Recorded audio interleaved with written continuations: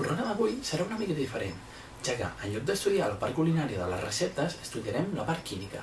Estudiarem totes les reaccions que es duen a terme mentre nosaltres estem elaborant un plat.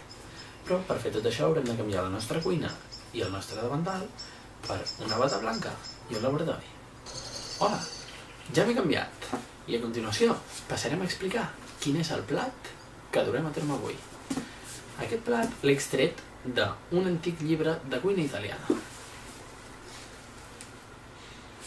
Quina bona olor, que fan els llibres antics. Una petita curiositat. L'olor que fan aquests llibres és degut a que els compostos vegetals que formen el paper, com podrien ser la lignina o la cel·lulosa, deixen anar aquesta olor tan característica que recorda una mica a la vainilla.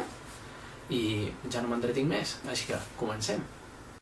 La recepta d'avui seran espaguetis a la napolitana, una recepta tradicional italiana. Els ingredients són espaguetis, pastanaga, ceba, salsa de tomàquet, pebre negre, sal, bicarbonat de sodi, orenga i oli d'oliva. Començarem tallant la pastanaga i la ceba. Una curiositat sobre la pastanaga és que conté carotens, que és un pigment que, a part de donar-li el color taronja, fa que sigui beneficiosa per la vista, sobretot en situacions nocturnes.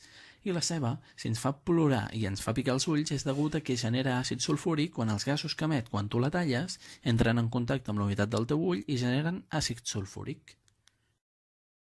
A continuació començarem a fer la salsa. Escalfarem la paella amb oli utilitzant gas metà C4.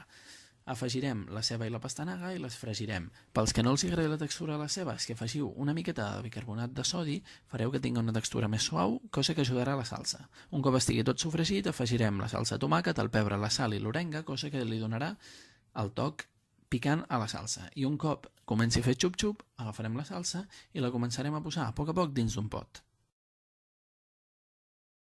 A continuació, bullirem la pasta. Agafarem una olla plena d'aigua i ficarem entre 2 o 3 cullerades de sal comuna NaCl, que separarà en Na més i Cl menys.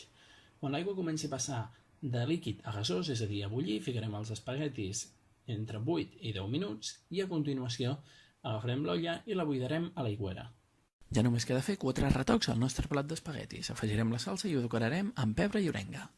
Esperem que hàgiu après moltes coses sobre la química del dia a dia i que a més us hagin quedat uns bons espaguetis. Això és tot. Ens veiem demà al pròxim programa.